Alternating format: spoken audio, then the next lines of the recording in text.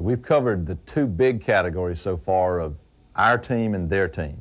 That's the two main things we usually need to know about. But the third major category we talked about was the situation.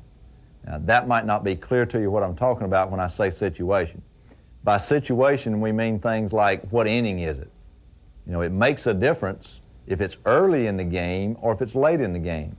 For instance, this situation with the runner on second, if it's early in the game, are you more likely to be conservative and hold the runner or aggressive and send the runner? What would it be? I think I'd be more conservative.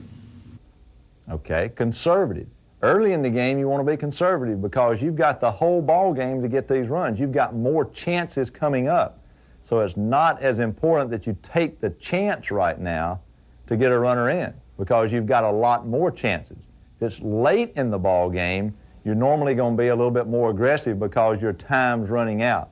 You don't have as many chances coming up to get runs in, so you got to be a little bit more aggressive late in the ball game. So what inning is it? That's a part of the thing that we're talking about when we mention situation. What's something that's kind of similar to that we're talking about when we mention situation?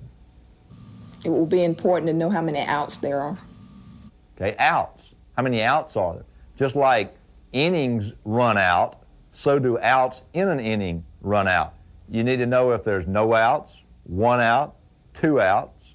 You're more likely to be conservative with no outs than with 2 outs. More aggressive with 2 outs than with 1 out. Because if you've got no outs, you've got a lot more chances to score that inning. If there are 2 outs, you've only got 1 left, and so you've got less of a chance to score, so you're more likely to send the runner. So how many outs are there? What inning is it? What else might be something that's a part of what we would call the situation? I need to know the score. Are we winning? Are we losing? Score, right. The score is important. You know, I got a runner coming around second base and I'm coaching third base and I got to decide whether to send her home or not. If I'm behind 7-0, that's a lot different than if I'm ahead 7-0. If I'm behind 7-0, one run makes not much difference. So I hold her up. If I'm ahead 7-0, if I get her thrown out, that's maybe okay. So I'll gamble a little bit. So the score of the game makes a lot of difference in the decisions, or the strategy, if you want to call it that I'm going to make coaching third base. I also need to know if I'm home or visitors. If I'm visitors and I score a run, I know they got a chance to get a run. If I'm the home team and I score a run, and it's the bottom of the 7th, for instance, home team, that's it. They don't get another chance to bat. Visitors, I need to know the other team's going to have a chance to do something to overcome what I've just done. If I'm home team, they don't have as many chances to take advantage of what I've done. So I need to know whether I'm home or visitors. Some things we don't think about sometimes that might be involved in this whole line of thinking about situation is not only what inning it is, but are we playing under some kind of time limit or run rule? It could just be the 5th inning rather than the final inning. But if there's a 1-hour time limit and we've already played 58 minutes, for me it's the last inning. It's the 5th, but that's the last one, so I need to know about a time limit or a run rule. You know, maybe I want to score this run because there's some 12-run rule. If I score it, the game's over. Or if I don't score it, the game might be over because I may be getting beat 12-0 and I got to have a run. So a run rule or a time limit is a factor that also needs to be considered.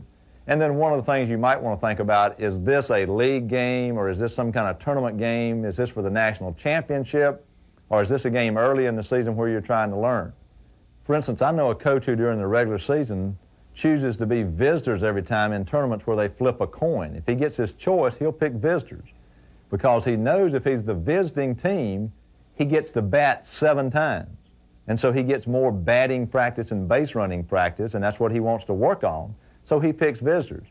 Whereas the proper strategy might be to pick home team, and he might do that in a national tournament. During the season, he would pick visitors so that he gets to bat a lot. You might do something similar to that when it comes to using strategy. You might try to send a runner home during a league game so that you can practice that. Whereas in a tournament, you might be a little bit more conservative, knowing that that runner probably doesn't have too much of a chance to score, and you don't need to work on it. You need to work on winning that ball game. So whether it's a league game or a tournament game could have something to do with the strategy, and that's all a part of what we're talking about when we say situation. We're talking about the innings, the outs, the score, the time limits, the run rules, league game, tournament game. All of this goes into what we term the situation that the game's being played under.